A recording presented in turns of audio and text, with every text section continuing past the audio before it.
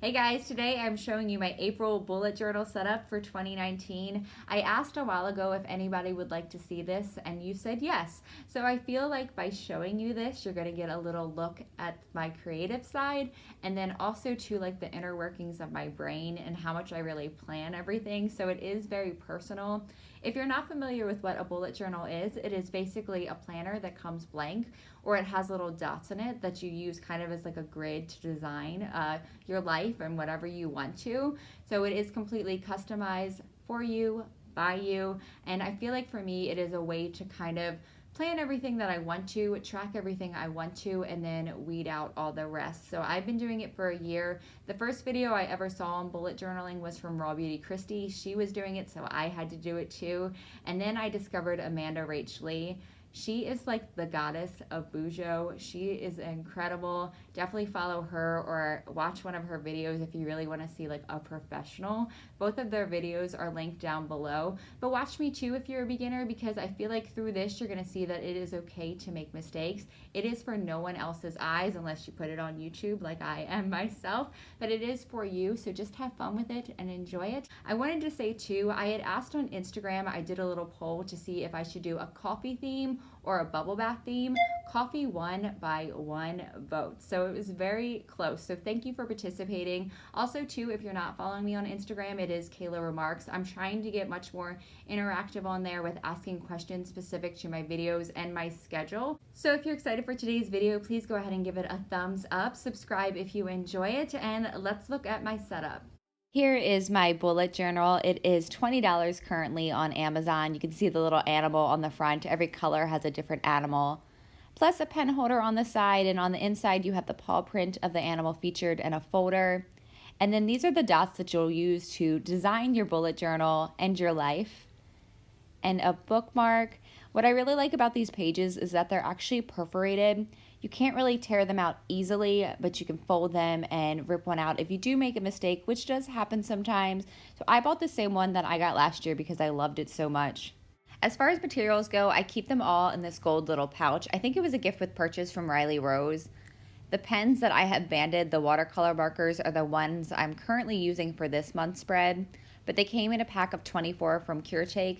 That is $32 on Amazon, so quite pricey, but I like that they don't bleed and they blend together like watercolor paint does, which is really cool. And these are pens from Faber-Castell. They are $10 for a pack of 4, so I've gotten these twice now in different styles, I guess. That's the medium pen. That's the one I use the most and most often have to replace. I also use the fine tip quite a bit. If you watch RawBeautyKristi's video on her bullet journal, you'll see my inspiration was from her because I bought all the same materials she has. And I also have a calligraphy pen that I picked up from the craft store, I think from Michael's. I don't have a link for it below like I do for the rest, but I think you could pick this up anywhere. It has a little slanted tip. I don't know how to do calligraphy. I bought this hoping that maybe I would learn. My normal handwriting is decent, but I really want to learn how to do calligraphy. These are the only pens I use ever in my personal life. I have like 100 of them around the house. They are the Sharpie pens. I also have a mechanical pencil, which is very helpful. Sometimes I trace, sometimes I don't. Sometimes I just go right in with a pen, but a pencil is helpful sometimes, plus an eraser, and as well as a little clip just to hold back your pages while you are designing your bullet journal. And for my spread, I chose coffee, or you guys chose coffee. The little dots that I'm pointing out are what I color in, and that's like my palette for the theme. On the other side, the left side, I have a little tracker that I'll explain in just a moment. And then I also do a quote usually on the bottom. It always kind of looks like this with a theme on the right and the month and those color dots. And then on the left, I do that tracker and a quote. I draw inspiration from all over the place.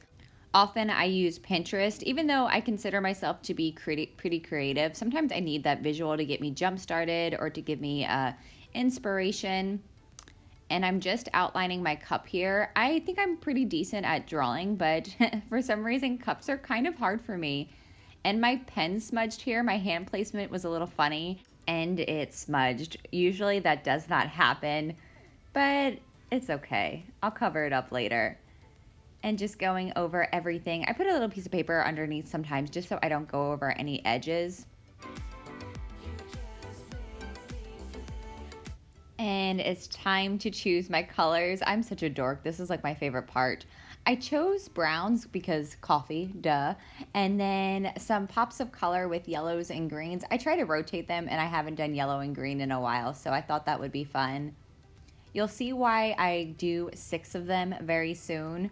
And for this latte art, this is the reason why I did not trace those in black. I wanted there to be pops of white. This is something, again, I saw on Pinterest and I thought it was really cute. I like the way the latte art itself turned out a lot. I don't love the cup and the plate, but this part I thought looked really cute. Like I said, I would cover that mistake, so I went in and added a little bit of shadow with the darker brown. And I wanted to make the appearance of smoke or steam, I guess, with the month. So I drew that in gray. Again, not going over it in black because I wanted it to look light and airy. And again, just going in with a darker color to give it a little bit of dimension, specifically towards the bottom of the month. Now I'm tracing the cup. Because my outline was so messy, I felt like this just looked messy in general. I really did want to leave it white, but I covered it in gray just to make any mistakes kind of hidden. And for the plate, I wanted to do a pop of color with the green, coloring that all in. I wish I could show you guys my yearly setup. I have about 12 pages in the front that are dedicated to my yearly. And I have some really fun spreads, like things I want to watch. I have a beauty wishes page as well, but I also have a lot of personal information on there, like budgeting tools. So that's why I'm not showing it, but maybe next year. This is what I like to call my post-it tracker. It was a post I saw on someone's page probably 6 months ago, because that's about the time I started this, but visually it was on a post-it doodle, so that's why I call it that. But it's a list of things to do in a month to make sure you're getting balance.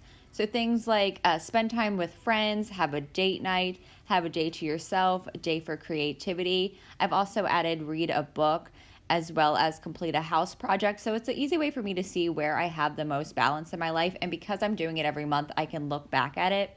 And getting into my weekly spread, this changes every month. I try new things. So this one has nice big spaces. I put the days of the week on the top, plus little cafe doodles. I also like to do a key, so I'm not rewriting the same thing. So I have a filming one, editing and posting schedule, plus exercise, meal prep, and a space for this week. That way I can take those tasks and insert them into specific days if I'm not so sure of my schedule or what else will be going on. And that's one of the reasons why I like bullet journaling so much. And this is from my yearly setup, so I have it blurred out, but that has like dates, anniversaries, things coming up, events, so that you can plug them into your monthly spread. Of course, this takes time to do, and you're not going to do like a whole year at one time. So that's a good way to kind of remember those things, important dates, and what's coming up in your life so that you can plug it in. And I'm just coloring in my little doodles. I really like the way my little croissant turned out. I think that was really cute, and just adding in little highlights as I go. I'm not showing me coloring in every single week, but I will show like an overview. So I have a bagel there that I drew, and a coffee pot, a little Starbucks cup on the top with a Frappuccino. This is where I get pretty creative. And a little iced coffee in a mason jar. I really like the way my weekly spread turned out. And moving on to the other side, I have my channel set up. I have a calendar. I do have a full notebook dedicated to my channel, but I like having this here so I can plug in my filming, editing, and posting schedule, which I try to do on Tuesdays and Saturdays. So that's why I highlight those dates. But I like having a full calendar because I can also put what I want to post on Instagram and whatnot, or little things I want to remember. This is what I believe is called a drop shadow. I think that's what she calls them. AmandaRachLee is famous for these. She puts them on everything, but I like the way it visually helps things stand out. I also have trackers for YouTube, Instagram, as well as Twitter. Numbers aren't everything, but it's good to see my growth over time, and I like that visual representation. And I'm just going through and adding highlights. I try to rotate all the colors in my palette throughout my spread. And we're getting into my step tracker. Trackers are really popular with bullet journaling. There's mood trackers, all kinds of things. So I have cups that I'm drawing here, little doodles for every day of the month. And the idea is at the end, I will color them in with a color that coordinates. So on the side there, I have 2,000 steps all the way up to 12,000 steps, and I color them in as the month goes. So it's just a good way to see where it lies. I also have percentages on the side there that I'll fill in at the end of the month to see what I'm mostly doing. I shoot for that 10,000 steps a day. It doesn't always happen. And on the bottom here with the coffee beans, I am supposed to be doing physical therapy stretches every day and also just general workouts and exercise. So I fill these in with a solid color to represent the days that I've completed those things or haven't completed those things. And again, I can just quick visually look and see. Here is where I had to tear out a page because I made a mistake. Sometimes I'll tape that down, but I didn't bother this time. And this is why I choose to do 6 colors. So I have one to represent 2 to 12K.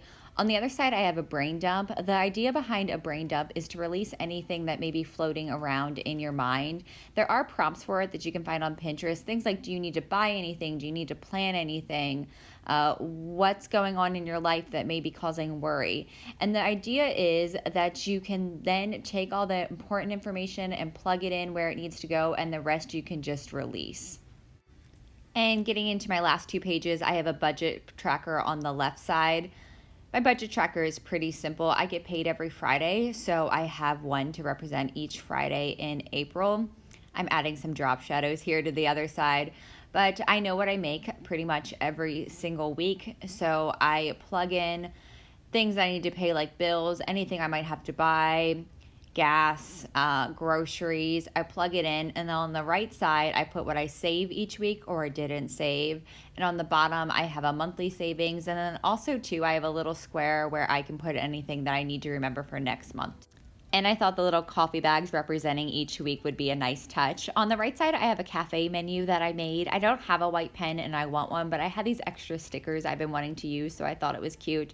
To-do list, to-buy list, pretty self-explanatory. I plug them in into the week, what I need to do and buy. I like to have my budgeter and buy list right next to each other. And my April bullet journal is done. I really like the way those weekly pages turned out. The little doodles, I think they looked very cute in the end with some pops of color. And it's complete.